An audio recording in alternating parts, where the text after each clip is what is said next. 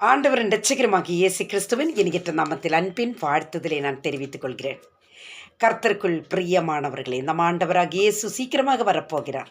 எத்தனை பேர் ஆயத்தமாக இருக்கிறீர்கள்? வெளிப்படுத்தின விசேஷம் 22ஆம் அதிகாரம் 12வது வசனத்தை நான் வாசிக்கிறேன்.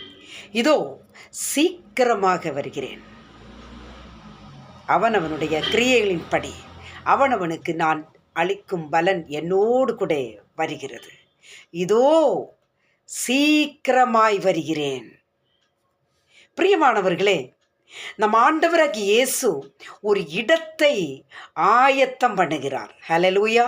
மிஸ்டர் யோவான் 14ஆம் அதிகாரம் 1-3 வசனங்களை வாசிக்கும் பொழுது, உங்கள் இருதயம் கலங்காதிருப்பதாக, தேவனிடத்தில் விசுவாசமாயிருங்கள், என்னிடத்திலும் விசுவாசமாயிருங்கள் என்று சொல்லப்படுகிறது.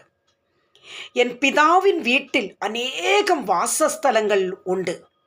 அப்படி இல்லாதிருந்தால் நான் உங்களுக்கு சொல்லியிருப்பேன். ஒரு ஸ்தலத்தை உங்களுக்காக ஆயத்தம் பண்ண போகிறார். ஹல்லேலூயா. அன்பு கர்த்தருடைய பிள்ளையே, எவ்வளோ பெரிய ஒரு ப்ராமிஸ் கர்த்தர் நமக்கு கொடுக்கிறார். ஒரு வாக்கு தத்தம் கர்த்தர் நமக்கு கொடுக்கிறார். ஹல்லேலூயா.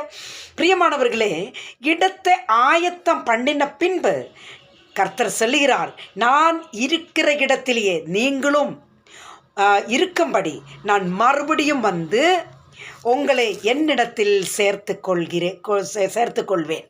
ஹல்லேலூயா. எனக்கு அன்பார்ந்தவர்களே, அவருடைய வருகையின் போது அவரோடு கூட நாமும் கடந்து செல்ல வேண்டும். அவருடைய காலச்சத்தம் கேட்கிறதான தினங்கள் வெகு சீக்கிரமாகி உண்டு. பிரியமானவர்களே, ஹல்லேலூயா.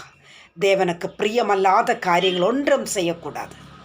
பரிசுத்தத்தோடு கூட அவருடைய சமூகத்தில் காணப்பட வேண்டும். அன்பு சகோதரனே, சகோதரியே, பாவத்தை விட்டு நீதியை தேடுங்கள். ஹல்லேலூயா. கர்த்தர் சொன்னார், நானே வழியும் சத்தியம் ஜீவனுமாயிருக்கிறேன். ஆமென். ஹல்லேலூயா. கர்த்தருடைய பிள்ளையே, இனி வரப்போகிற தேவன் மன்னிக்கிறவராக நம்ம மத்திய வரமாட்டார். ஹல்லேலூயா. அவர் ராஜாவாக வரப்போகிறார். எத்தனை பேர் ஆமைன்னு சொல்லுவீங்க? எத்தனை பேர் ஆயத்தமாக இருக்கிறீர்கள்? கைவிடப்பட்டு போகாதபடி, தள்ளப்பட்டு போகாதபடி அவருடைய சமூகத்தில் அர்ப்பணியுங்க. ஹல்லேலூயா. அந்த ராஜாவை வரவேற்கும்படி நம்ம ஆயத்தமாக இருப்போம். கர்த்தர் சொன்னார், இதோ நான் சீக்கிரமாக வருகிறேன். ஹல்லேலூயா. கர்த்தருடைய சமூகத்தில் அர்ப்பணிங்க. கர்த்தர் இந்த வசனத்தின் மூலமாக நம்ம ஒவ்வொருவரையும் பரிசுத்தத்தோடு கூட காணப்படும்படியாக, ஆயத்தமாக இருக்கும்படியாக, நம்மளுக்குள் இருக்க விசுவாசத்தை அவர் வர்த்திக்க பண்ணும்படியாக அவருடைய சமூகத்தில் அர்ப்பணிக்கலாமா?